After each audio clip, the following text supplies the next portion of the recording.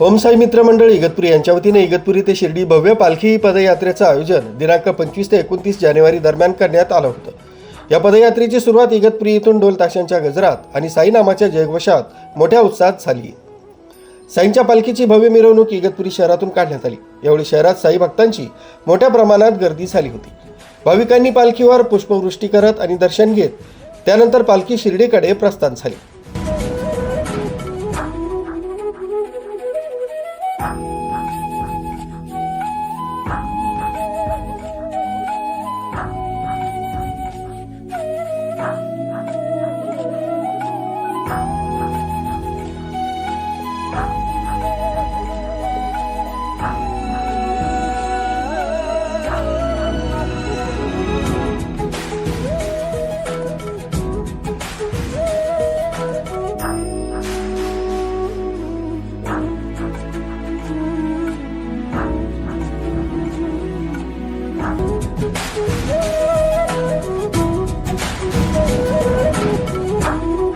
सदर पालखी खालची पेठ इथं दाखल होताच श्री साई सहाय्य समितीच्या वतीनं भाविकांचं भव्य स्वागत करण्यात आलं।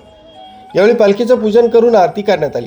तसंच पदयात्रेतील साई भक्तांची अल्पोपहाराची व्यवस्था करण्यात आली होती। यावेळी पालखी प्रमुख यांचा सत्कार करण्यात आला।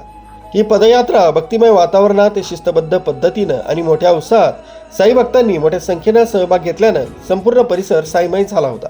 यावेळी पालखीचं पुढे प्रस्थान झालं। राजू देवळेकर, न्यूज 7 मराठी, इगतपुरी।